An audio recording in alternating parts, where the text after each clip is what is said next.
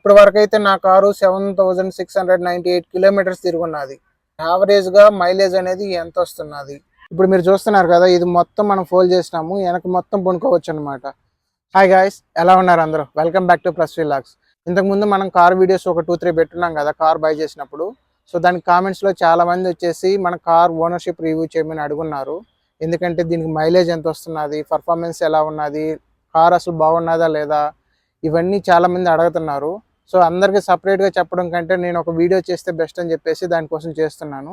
ఇప్పుడు ఈ కార్లో మనకుండే పాజిటివ్స్ ఏంటి, నెగిటివ్స్ ఏంటి, ఇవన్నీ తెలుసుకునే ముందు ఫస్ట్ మన కార్ ఫీచర్స్ ఏంటో తెలుసుకుందాం. మనకు కార్కి వచ్చే ఫీచర్స్ని బట్టి దాని యొక్క నెగిటివ్స్ కొన్ని, పాజిటివ్స్ కొన్ని చేంజ్ అవుతుంటాయి అన్నమాట. సో దట్ ఏంటంటే ఫస్ట్ మనం ఈ కార్ ఫీచర్స్ ఏంటో తెలుసుకుందాము. దానిలో నాకు పాజిటివ్ అనిపించింది ఏంటి, నెగిటివ్ అనిపించింది ఏంటి, ఇవన్నీ ఒకసారి డీటెయిల్గా చూద్దాము. ఫస్ట్ మనకి ఈ బండి ఇంజిన్ చూసుకుంటే, ఈ బండి ఇంజిన్ వచ్చేసి 1500 cc. ఎందుకంటే పర్ఫార్మెన్స్ చాలా బాగుంటుంది అనమాట 1500 cc అంటే. నాకైతే పర్ఫార్మెన్స్ చాలా బాగుంది. అండ్ ఇప్పుడు దాకా అయితే నాకు వచ్చిన ప్రాబ్లమ్స్ కూడా ఏం లేదు. నేను బై చేసి ఆల్మోస్ట్ 6 months దాటిపోయింది అనమాట. 6 months దాటిపోయినా కానీ చాలా బాగుంది, నాకు ఎక్కడ ఏ ప్రాబ్లం అనిపించలేదు. ఇంతకుముందు కూడా చూపించాను కదా ఫస్ట్ 2 సర్వీసెస్లో. 2 సర్వీసెస్ కూడా వాళ్ళైతే ఇంజిన్ రిలేటెడ్గా, ఆయిల్ రిలేటెడ్గా ఏం చేంజెస్ అయితే ఏం చేయలేదు. బట్ ఓన్లీ క్లీనింగ్ మాత్రమే చేసినారనమాట. సో దీంట్లో ఒక ప్లస్ పాయింట్ నేను నోటీస్ చేసింది ఏంటంటే, సో మనం వేరే కార్స్లో చూస్తే ఈ ఖాళీ ప్లేస్ అనేది ఉండదన్నమాట. ఉండకపోయాక ఏమవుతుందంటే ఎలుకలు ఏమన్నా పైకి వచ్చినా కానీ ఇక్కడంతా ఇరుక్కొని పోయేసి కొట్టేస్తాయి అనమాట వైర్లు.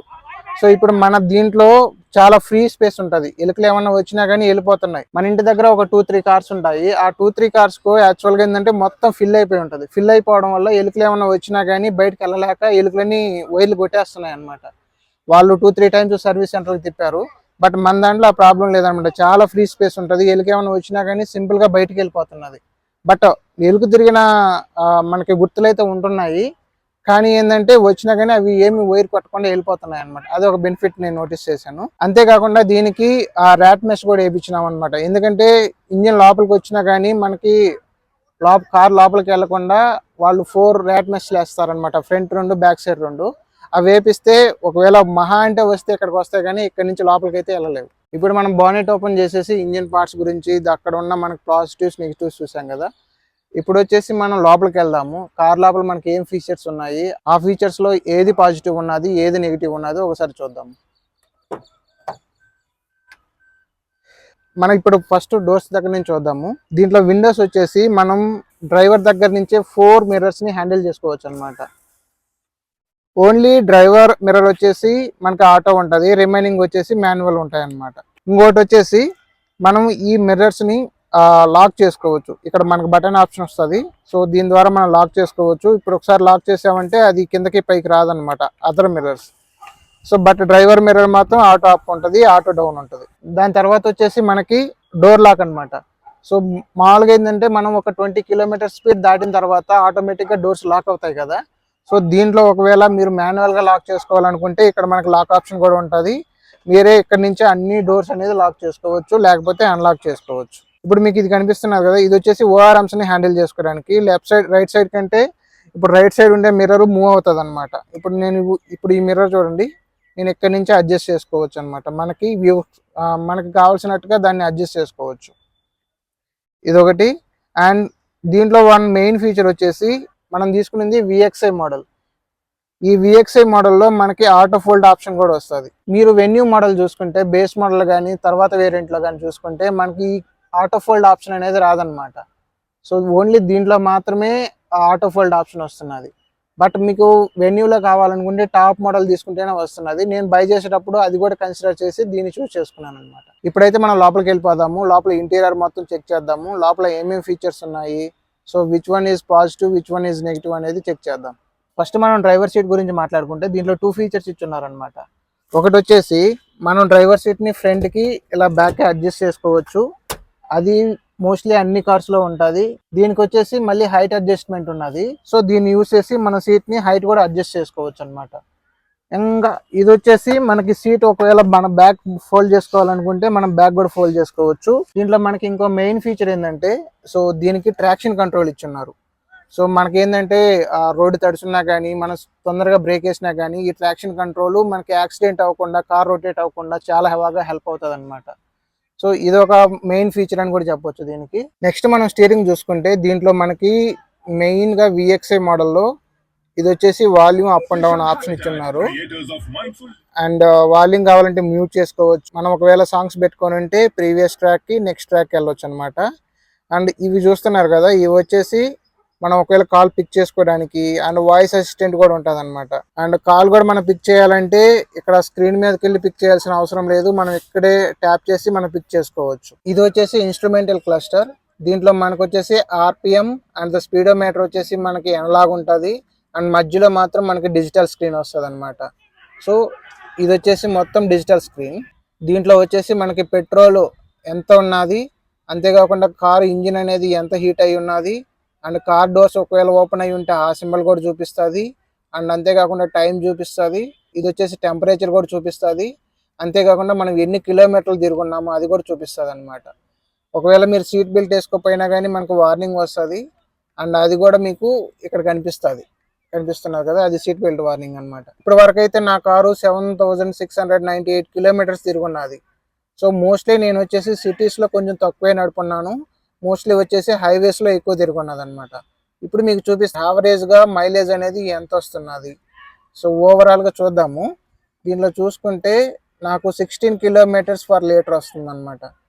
సో మామూలుగా అయితే కంపెనీ క్లెయిమ్ చేసింది 17 కిలోమీటర్స్ పర్ లీటర్, బట్ ఇది వచ్చేసి మనకి 16 కిలోమీటర్స్ పర్ లీటర్ వస్తున్నది. బట్ సమ్ టైమ్స్ నేను అబ్జర్వ్ చేసింది కూడా ఏంటంటే ఇది 15 కూడా చూపించున్నది, 15.5 కూడా చూపించున్నది. అది బేస్డ్ ఆన్ మీరు కారు ఎలా యూజ్ చేస్తున్నారు అనే దాన్ని బట్టి కూడా బేస్ చేసుకుని ఉంటుంది అనమాట. మీరు ఒకవేళ కార్ కానీ చాలా రూడ్గా కానీ నడుపుతున్నారు అనుకోండి, అప్పుడు మైలేజ్ మనకు కొంచెం తగ్గొచ్చు అనమాట. లేదు మోస్ట్లీ మనం ఎక్కువ మోడ్లోనే పోతుంటాము, లేకపోతే ఎక్కువ రైజింగ్ ఇవ్వకుండా నార్మల్గా డీసెంట్గా నడుపుతుంటే మీకు మైలేజ్ కూడా కొంచెం ఎక్కువ వస్తుంది అనమాట.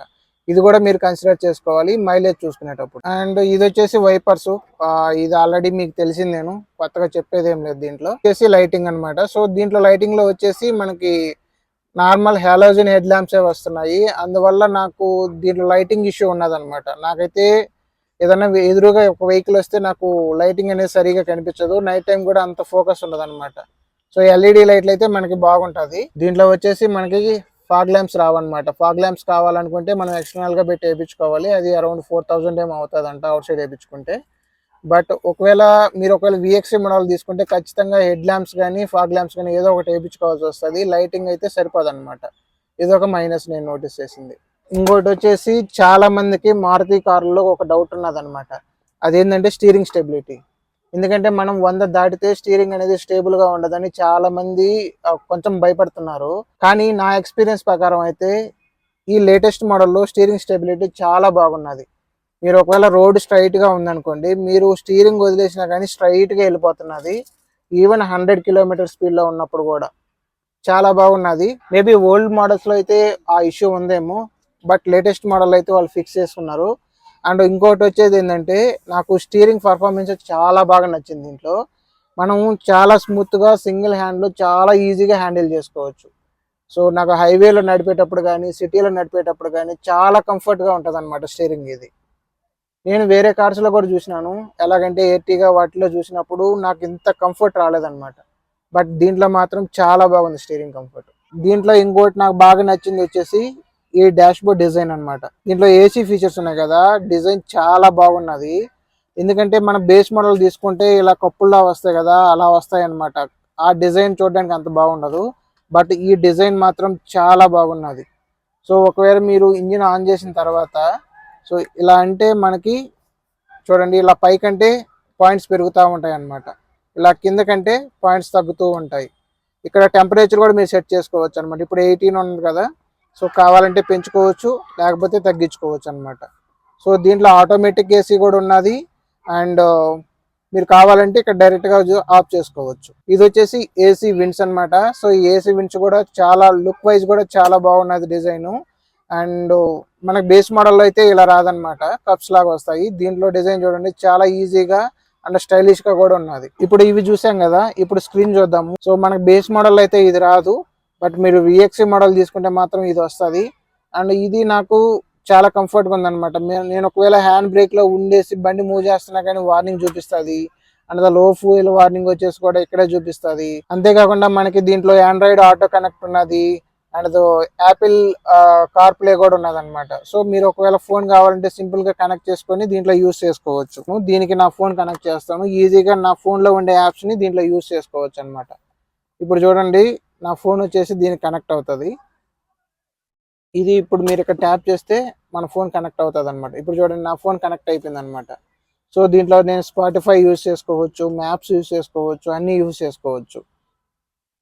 అంతేకాకుండా మీరు కాల్స్ కూడా ఈజీగా మాట్లాడుకోవచ్చు అనమాట. ఇక్కడ నుంచి డైరెక్ట్ గా బ్లూటూత్ ఆప్షన్ కూడా ఉంటుంది అనమాట.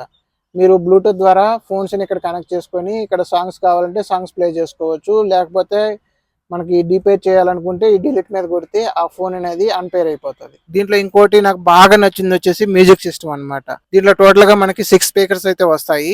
ఈ 6 స్పీకర్స్ చాలా బాగున్నది క్వాలిటీ. సో మీకు ఒక సాంగ్ పెట్టి వినిపిస్తాను చూడండి ఎంత క్లారిటీగా ఉన్నదో.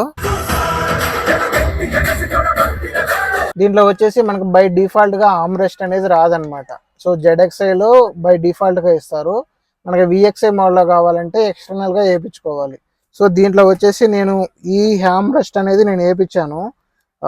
ఎందుకంటే మనకి లాంగ్ డ్రైవ్ లో ఆమ్రెస్ట్ లేకపోతే చాలా కష్టంగా అనిపిస్తుంది. బట్ ఇది 5000 అయినా కానీ నాకు వర్త్ బాగా అనిపించింది అనమాట.